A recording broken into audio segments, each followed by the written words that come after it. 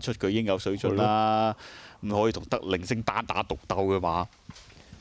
但係亦都會唔會係因為嗰場就耗透支咗好多，令到表現嗰場透支咗好多，上場冇透支咯喎，但係今次起碼有400冇透支啦，都停佢都好快收咗工已經收工。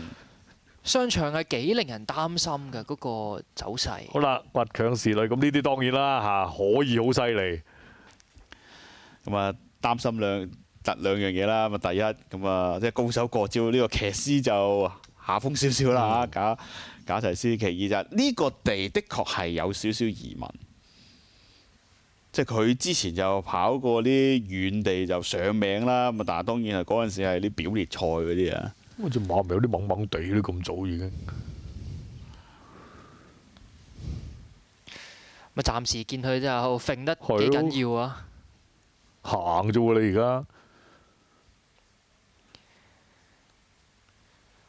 喂，佢嘅戰線就一定冇其他對手咁惡㗎啦。身就靚嘅，冇問題㗎嚇，嗰啲肌肉都出晒嚟㗎啦，係行咁早行都佢但係唔知會唔會係佢本身係咁啊？啊！睇下呢個4號嘅地球快招，即係盧蘇王，係啦。咪一人一轉啦，佢同隻祖行飛雪咁啊！之前喺列普谷錦標咧，就祖行飛雪叫做有少少因為嗰隻吉馬影響咗。佢都有受影響嘅。佢有受影響咁啊，但係再下一場翻到愛爾蘭橡樹就完全調轉，佢係塞到冇得出嚟嘅。嗱，4同6差唔多馬，香港呢邊你睇下個賠率爭到咁遠啊！咁一定預埋佢。即係曾經係，但係我贏過你添。曾經係。我覺得差唔多，即係唔會爭好遠嘅馬啫，暫時就。即係若果因為上一場嗰個賽績而換翻賠率，咁又覺得30倍。係啊。好啦，冇嘅阿倫大島。反而呢啲咧，佢上次第2啫，根本冇威脅嘅。祖行飛雪直頭越甩越遠。其實佢2場橡樹都做啱晒嘢㗎啦，但係對頭馬都冇乜太大威脅嘅。即係呢啲可能都係3至5名嗰類馬啦。睇下短期內係咪可以進步咁多啦？因為佢係3歲嚟嘅，即係唔可以話一路抹殺佢會進步嘅。即係只可以話係佢嗰個發揮上可能穩定過其他馬咁啊，但係能力上咧喺呢一組的確未有啲好顯赫嘅賽績俾大家見到。狀態就幾好啦，咁啊可以蹬下走下啲小話題。其實佢幾穩定嘅，即係只不過佢一級賽可能就即係限個能力咯，係啊。咁啊，祖行飛雪啦，咁啊新鮮出爐嘅愛爾蘭橡樹賽得主。咁上場雖然話步速慢，佢係先發制人啫，但係其實佢啲末段時間都快過你哋啲亞倫大島呢啲，咁就都唔係話純淨係靠形勢贏你哋㗎。同埋留一留住跑可能仲好喎，即係原來撻落嚟嗰個引擎咁緊要嘅。咁啊，同埋文兼跑長途都有啲保證嘅。佢自己就話覺得隻馬話好似撳個掣就爆上去啦，即係一撻就有。咁所以過往可能跟得太前嘅跑法啊，未係最發揮到隻馬。唔錯啊！今日行出嚟都四正正，都係有備而嚟㗎啦。咁啊，始終呢場都係啲好重要嘅一級賽啦，幾匹馬狀態都好嘅。佢行住最重要嗰條戰線過嚟啊！愛爾蘭橡樹賽，好啦，一脈連心，咁啊曾經都係啲好有寄望、好響亮嘅馬，不過就咁，佢而家都係輸咗2場到嘅啫。咁當然啦，嚇簡國能冇騎佢啦，咁要騎馬咁想就冇騎佢啦。即係其實而家睇翻英國橡樹大賽，會唔會唔係話想像中咁高水準呢？因為雷明續響再出美波利錦標，其實都冇乜犯錯係第4咯。咁佢列普谷錦標直頭係輸俾地球快照同埋祖行飛雪。咁因為唔好忘記英國橡樹賽嗰日就啲雨都影響個地都幾多啦嚇。咁啊雷明續響可能係中意游水。唔奇啊！即係雖然佢個姿態就好恐怖。但係暫時睇落就跑完嗰場英國橡樹之後，大家都唔好啊個表現啊！所以冇辦法啦，即係排序呢啲馬就會排後啲啦。好啦，8號新錢包咁啊，上次就跟住亞倫大島喺愛爾蘭橡樹賽攞第3，不過就即係又係咯，好似臨過終點先衝上嚟，係咪人棄我取咁咧嚇？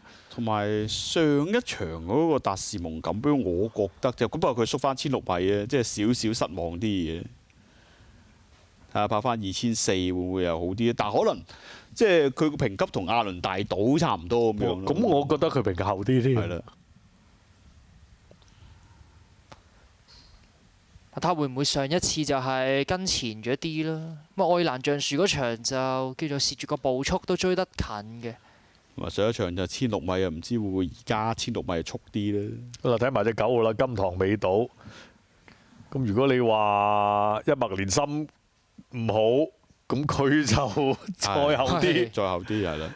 佢都係英國橡樹嗰組嘅第3，不過真係又係屬於似嗰啲人棄我取嗰啲第3嚟都幾乎10個拎㗎。即係8、9都係呢類馬啦。啲睇兩個唔同嘅橡樹賽跑入第3名，但係完全冇威脅嘅。上次就真係輸好遠啊！係。暫時海外參考獨贏賠率呢，大熱門都係幻夢日上1.8倍全熱門嚟㗎啦。次熱門呢就劇唱一姐4.5倍。後起之秀嘅祖行飛雪就6.5倍咯。再數就係7號嘅一脈連心15倍。其他都冷落啲啊。地球快照同埋亞倫大島都係企住21倍啦，同埋隻新錢包。好睇下魏松達推介啊，係嘛？最近啦，幻夢日想擊敗呢個格倫島同埋切利尼等頂級賽區啦，無疑係頂級賽績嚟㗎。只要發揮正常，相信佢已經係難尋敵手啦。佢係中意1號嘅幻夢日上啦，要佢劇唱一姐6號嘅祖行飛雪、慕亞倫大島同埋7號嘅一脈連心啊。12657幻夢日上做首選都合理嘅。好啦，咁6分鐘開跑，咁其實睇咗咁多馬1至6都好好狀態嚟跑㗎啦，冇彈㗎啦，其實大家都。You've got Johanna Walsh. How worried are you that the Irish Oaks victor might not enjoy these conditions? Well, I suppose we don't know, but we're going to find out today, Matt. She obviously has 2 very good runs in Ascot and then at Dakura, and this is a fantastic renewal of the Yorkshire Oaks, and it's nice to be here with a live competitor. Yeah, Blakey, you tell us that you are one of the greatest form students out there. What do you think will happen here? You know, it's bad enough when I'm getting paid to talk to you. When I'm not getting paid to talk to you, it's problematic. But you just don't know. The times have been good, the soft times. So, look, it's going to be a learning for everyone. But she's in against the 2 highest-rated fillies and mares in the world. So, you come here to find out. Yeah. She did hack up in the Irish Oaks, though, didn't she? She looked really good. Yeah, she did. She got a lovely ride and a lovely trip, and she was really impressive. So when you win a race like that of that nature, you end up against the best in the world, and that's what we're here. Yeah, good luck, boys. Thanks, Matt. 好，咁問到祖行飛雪啦，咁頭先嗰位就岳本賢嚟啦，不過就場地咧，主持都問到擔唔擔心咧，咁我都唔知要今日去揾呢個答案出嚟啊，真係不過馬狀態就好好嘅，佢認為。好啦，4分鐘啦，咁揀馬，因為呢場有初選啊，咁我就幻夢日上啦，高興就冷門啊，倔強士女，咁13揀咗啦，咁Daniel 你揀落去啦。我就要6祖行飛雪嘅。祖行飛雪咁136都合理嘅，咁剩翻嗰個位1係2，1係4。就睇下信邊樣啦，真係。136有3隻。有隻冷㗎咯，包翻隻2啦，咁就係啦，劇唱一姐啦。1、2、3、6啊，我哋揀咗1、2、3、6。暫時香港呢邊就幻夢日上越嚟越熱啊，1.5倍嘅啫。上次簡國能就話佢自己都唔係好信啊，即係以佢對隻馬嘅慣性，即係佢諗住隻馬要發揮到好完美先有機會上名嘅啫。喺英皇錦標嗰日點知贏埋，仲要係咁樣嘅姿態贏。贏格倫島喎，仲要鬥贏你喎，鬥贏成條直路。所以咧佢就話：我隻馬本身就已經係好好跑㗎啦，跟咩位都得，仲要再進步咗。睇下係咪真係去到下半年大進步啦？上年我哋睇格倫島就係咁上下啦，即係都係一路都贏唔到1級賽，一贏就世界最高評分啦，就連珠炮發啦。日本杯都贏埋啊！今年幻夢日上就喺英皇錦標又開咗個好頭啦。咦，兩大巨頭交流下喎嚇，高士登同岳柏仁係交流呢一場啊，定係琴日嗰場咧？唔知。啊，睇佢哋個表情，一開始似琴日嗰場喎。好啦，展望未來啦，呢一場啊，咁啊，岳柏仁就劇唱一姐，咁啊同埋金堂美島啦，咁啊高士登就一脈連心。咁啊登氣就登氣㗎啦，琴日嗰場睇嚟，但係都冇辦法，都輸咗就輸咗啦，下一場嚟過啦。冇辦法上一場走得唔順係啊就我相信都係個主因嚟嘅。跑馬就係咁噶啦。啊即係有時好多魚人噶嘛，馬場嗰度啊。你因為其實係古摩亞有啲執咗個陣啊嘛，你冇諗過放嗰個又唔係大有作為喎，放嗰幾條蒼蠅蒼山，蠅山去放去到，大有作為縮去後邊嘅喎。即係我哋諗住，喂，蒼蠅山都有機會近噶嘛。埋巴貝多河就好唔順，係啦，同埋佢出閘嗰下就都好搶口嘅啫嘛，比以往。又有下失平衡，又有啲搶口。咁啊，上次一姐咧就跟快咗，咁去到今日啦，咁啊係咪可以復仇成功呢？都真係再睇埋呢一場劇唱一姐跑唔跑得翻出水準？呢啲馬咧，因為如果佢未斷纜嘅話咧，佢係夠反轉你成局嘅咧，你就冇得咁早放棄佢住嘅。你呢度有冇馬可以冚得領先？係啊，你跑出水準，佢高過幻夢日想噶嘛？之前係，即係諗嚟諗去，喂唔係喎，即係未斷纜嘅話就搞和晒嘅喎可以。我嘅差到人賠率都係1號幻夢日想嘅1.8倍，2號劇唱一姐係5倍，6號嘅祖行飛雪啊6倍，呢三隻熱晒㗎啦。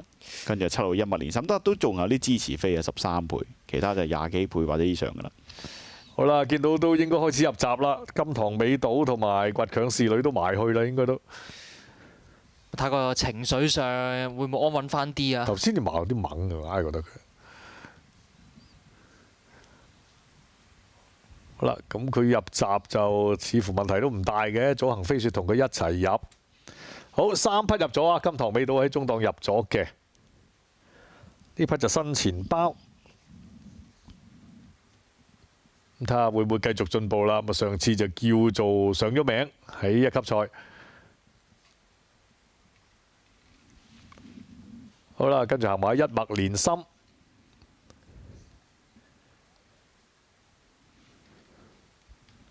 好啦，一脈連心，地球快照。阿倫大島就入咗噶啦，劇唱一姐。好啦，最後入閘啦，大熱門啊，幻夢日想啊。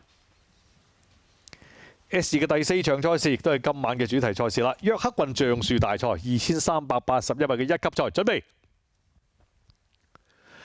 好，咁一起步嘅時候咧，出得快少少咧，地球快照同埋新錢包啊，咁啊中間就祖行飛雪啦，咁啊金堂美島咧就似乎想上去帶頭咯，內檔63嗰匹咧倔強侍女都喺前面嚟嘅，咁啊中間粉紅帽幻夢日想啦，再後少少內檔阿倫大島暫時喺尾3尾二劇唱一姐咧唔跟咁前啊，縮喺尾二嘅啫，包尾嗰匹咧暫時一脈連心嚟嘅，好啦跑咗300米左右，前面帶緊頭咧金堂美島單騎領放啊，領先咗2個馬位出嚟先，首位第2位咧就祖行飛雪嚟嘅，埋到內欄位置啦，喺我當埋緊嚟呢，仲有地球快照，跟住喺中間就新錢包喎，貼住欄63嗰匹呢，第5位左右倔強侍女嚟嘅，後邊啦仲有阿倫大島呢，拍住大熱門嘅幻夢日想，尾二呢都仲係劇唱一姐，包緊尾呢就一脈連心啊，頭尾馬距離呢度拉開咗，咁啊點解呢？因為前邊啲金堂美島呢狂放嘅咯，嚟到呢度呢，大約就領先8個馬位左右嘅，首位第2位祖行飛雪得唔喐住，撳住先，喺第3位啦，地球快照嚟嘅，跟住嘅馬仲有新錢包咧63啊倔強侍女啦，呢啲都冇喐手住嘅。喺佢後邊啊，阿倫大島啊白衫綠帽啊，粉紅帽守喺第7位就大滿嘅幻夢日想。咁暫時殿後嗰隊仍然咧都係劇唱一姐同埋一脈連心嘅。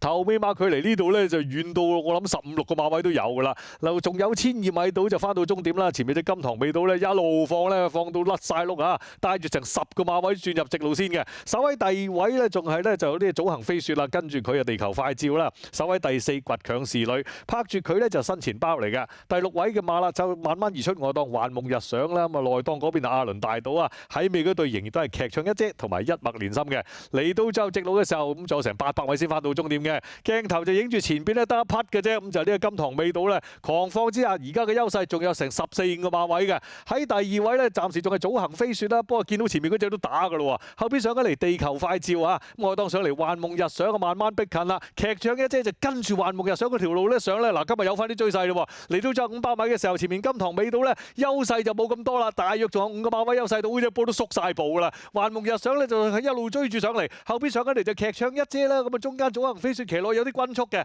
最後300米嘅時候，幻夢日想上到嚟啦，呢度追貼咗金堂尾島啦，出邊係劇唱一姐，跟住上嚟就新錢包啊，咁啊前面劇呢隻咧幻夢日想咧有啲轉弱啊，佢自己都新錢包個勢好勁喎，劇唱一姐追咗段都差唔多啦，但係前面幻夢日想修正翻，頂埋呢兩步夠唔夠啊？新錢包拍到上嚟啦，好接近1、2名，新錢包定幻夢日想咧1、2名好近要影相啊！第3名劇唱一姐，第4名咧可能都係地球快照啊！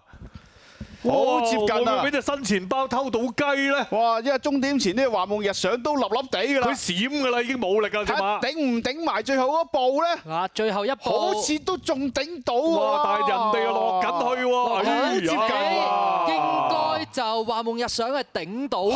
好似頂到，但都要影相。第3名就劇唱一姐，第4名係地球快照嚟嘅。哇！有冇咁刺激嘅喂新錢包好緊湊嘅橡樹大賽啊！嗱，咁啊睇下啦，究竟咧係18啊定係81啊？第3名就2，第4名就4嘅。我哋睇重播。81米嘅1級賽，準備。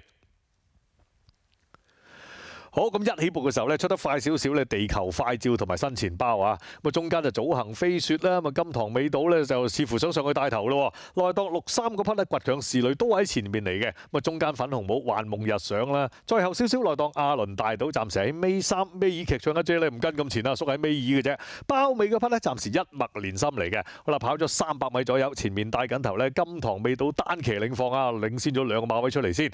首位第2位咧就早行飛雪嚟嘅，埋到內欄位置啦，喺我當埋緊嚟咧，仲有地球快照，跟住喺中間就新錢包喎，貼住欄63嗰匹咧，第5位左右倔強侍女嚟嘅，後邊啦仲有阿倫大島咧拍住大熱門嘅幻夢日想，尾二咧都仲係劇唱一姐，包緊尾咧就一脈連心啊，頭尾馬距離呢度拉開咗，咁啊點解咧？因為前邊啲金堂尾島咧狂放噶咯，嚟到呢度咧大約就領先8個馬位左右嘅，首位第2位早行飛雪得唔喐住，撳住先，喺第3位啦，地球快照嚟嘅，跟住嘅馬仲有新錢包咧63啊倔強侍女啦，呢啲都冇喐手住嘅。喺佢後邊啊，阿倫大島啊白衫綠帽啊，粉紅帽守喺第7位就大滿嘅幻夢日想。咁暫時殿後嗰隊仍然咧都係劇唱一姐同埋一脈連心嘅。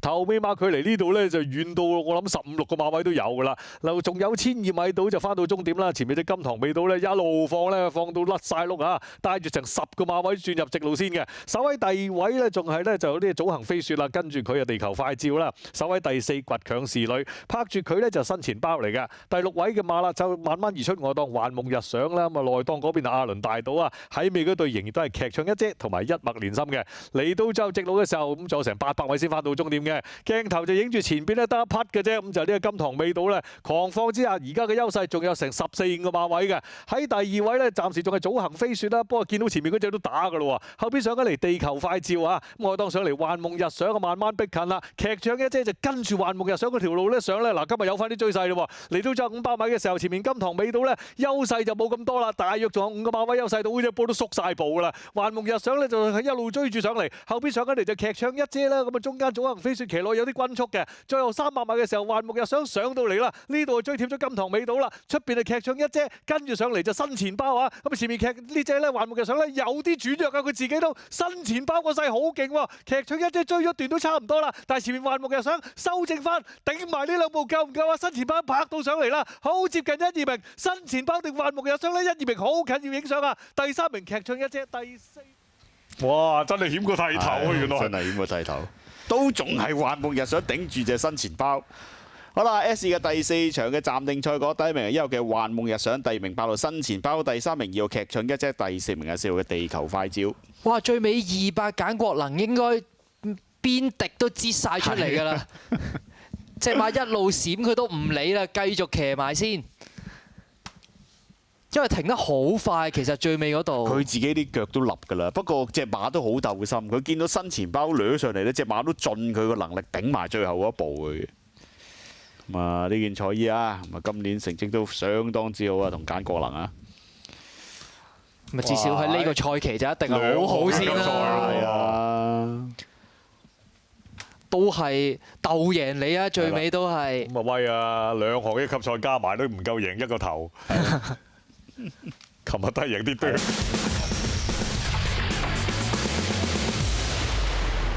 UAP 點知喺西方國家出現，喺日本都有外星人蹤跡，現場更留下超自然證據。香港華富村事件係咪都市傳說？飛碟形狀係咪同電影一樣？當年嘅目擊者親口還原香港史上最離奇嘅 UAP 經歷。呢度都有外星人。星期一2晚82台 TVB Plus。又嚟？唔使驚，即刻試下 Funky 全新借貸體驗 AI 極速批核，全程無需露面，分幾期由你話事，得咗，快一步，壓力即刻冇晒。Funky Finance 批核快，周轉仲快，豐期金融中谷借錢梗要還，咪俾錢中介。飛鷹哥，醒你嘅，我都醒你。飛鷹活絡油，佢含精煉中藥，連老人家嘅骨刺痛都一朝收復。活絡油，飛鷹只係真王道。有一種味道由香港創造，令世界回味。美心流心奶黃月餅，又合法國牛油同雙重控焗工藝，流露濃滑甘香。香港味道，美心製造。呢位係計好晒太太，以前乜都左計右計，計好晒數先夠膽使，怕去玩鬼，放棄興趣最實際。慳家係好，但乜都計到盡，生活咪好枯燥。投保香港年金，每個月準時有糧出，就唔使左計右計，可以安心享受退休生活啦。成功投保並符合指定要求，可享3% 保費折扣，即打25125000，了解更多啦。要洞悉天機，先要掌握玄機。究竟邊個法力最高強？邊個又最深藏不露？12位黑先知，神通廣大，法寶盡出。扭轉六人，現場預測即將發生嘅事，前所未見。除咗自身能力，加上 AI 科技，法力無邊。天外有天，人外有人，黑先知上有白先知，展開對決。香港電視史上首個直播玄學競賽節目，睇下邊一個可以成為一代先知。原戰31號起，星期1至5晚10點半，翡翠台。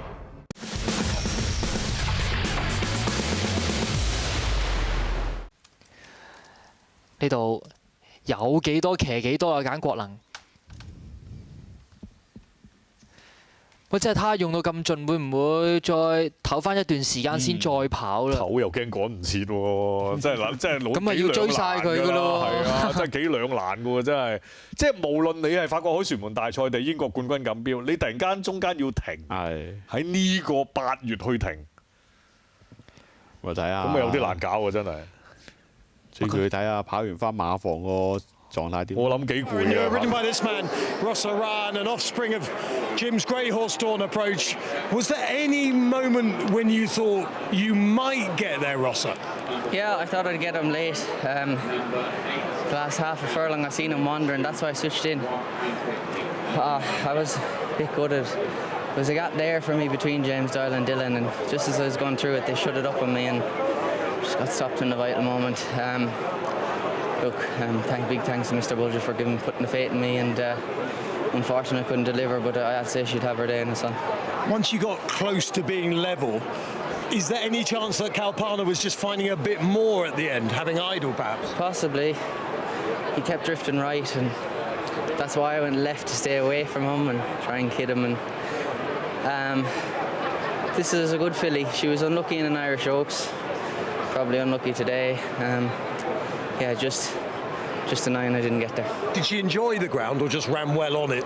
She's okay on it. She was okay on it. She didn't mind it, but she's that tough and hardy. She goes through it anyways, and she'll give you everything. She got through Rick Walfie, so no, look, pleasing, but that little bit of disappointment as well. Well, it is a great run, so take that. Well done. Thanks. Cheers. Well, from a beaten jockey to the winning jockey, Colin Keane is here, watching it back, the closing stages on the screen there. And I mean, she's such a brave filly, isn't she? Yeah, she's so straightforward, Ollie, and she's a massive heart to match it. It got a little bit messy the way the pacemaker got off, so far in front of us, and then she had to be the one to chase him down. And I was always comfortable that I thought we'd get Ronan.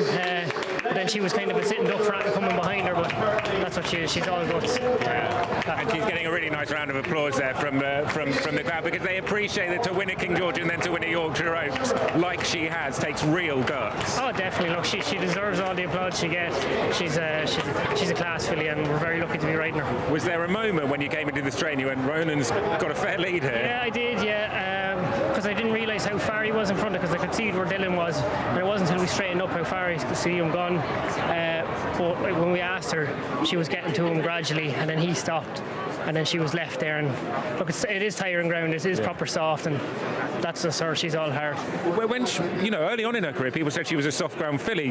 Her King George win was on much quicker conditions. What do you think her optimal conditions are? I'd say that's the first thing I said to Barry when I came back in. I thought maybe she's after adapting to the nicer ground, because like here and even in Sandown early in the year, she doesn't travel with the fluency as she has been on the quick ground. So I'd say somewhere in the middle is what she would like, but she's just all class. And what about France Fair? Is that where you'll head, do you think? That could be on the agenda. I'd imagine the fillies and mares is the main. It's definitely one of the main targets, but I'll leave that to connections. Some week for you, well done. Thank you. Thank you. Well, the Juddmonte Farms racing manager Barry Mann is his. Prince Ahmed is here, the second big win of the week, and the green, pink and white silks that were being made so famous by your father, Prince Khalid Abdullah, to win both the big races this week. Quite extraordinary. We're extremely grateful for what he has done to us, to the farm, to everyone. I'm extremely, extremely proud. All of what you see is the product of the seeds that he put in within Juddmonte Farm. I'm just simply speechless. We're very lucky to have both yesterday and today. I'm just thrilled. The one thing your father did was he liked to challenge. He'd run his horses. When we go back to the great Dancing Brave, he went everywhere in 1986. It's very rare for a King George winner to come and run in the Yorkshire Oaks like this. So thank you for running, and what a horse race. It was very thrilling. I was holding my breath until the last minute, and thank God she made it. And she's a just marvelous filly, and I have to thank Andrew and his team and the Juddmonte team, and thank you very much. We're just simply thrilled. Do you know how much longer she will race for, this filly? Is this her final season, or could she even come back next year? I really cannot tell you that. I need to discuss it with my brothers, with the team, with the Juddmonte, of course with Andrew, and we'll see. We'll see what happens. And of course, these silks have won what many people think is the greatest European challenge, the Prix de l'Arc de Triomphe. You did it, of course, with Dancing Brave, as we just mentioned, more recently with Workforce and others. Is that the ultimate target, do you think, for Kalpana now? Yes, it has been said previously. This is the ultimate goal. She is in training to go after the Arc, and hopefully we will make it just like any other race, and hopefully she would win.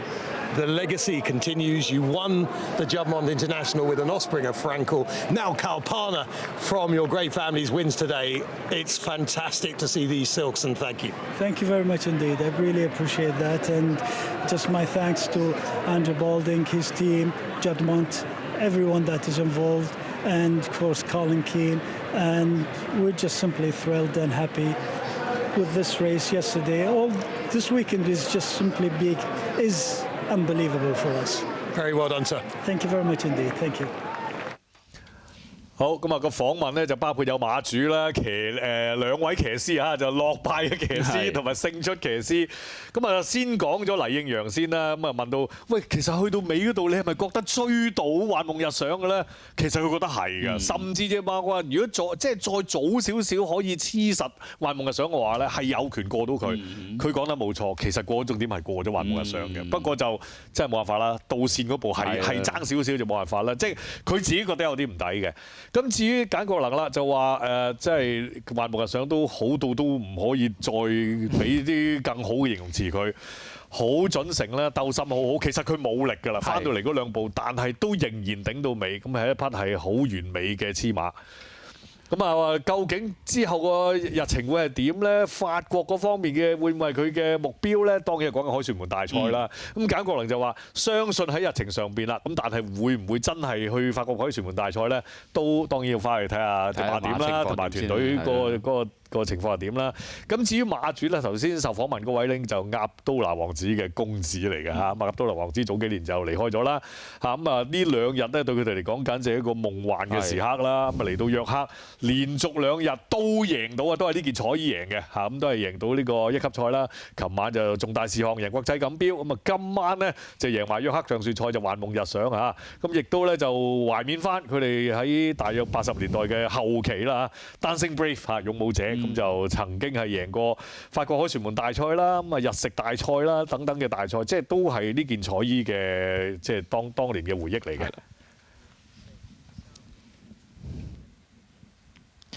S2第4場約克郡橡樹大賽就復榜完畢，派彩作實。4連環1號、2號、4號、8號就派711蚊。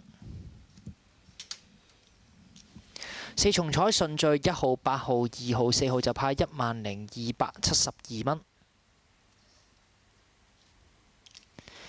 孖寶頭關5號次關1號正獎就派113蚊，安慰獎就派471個半。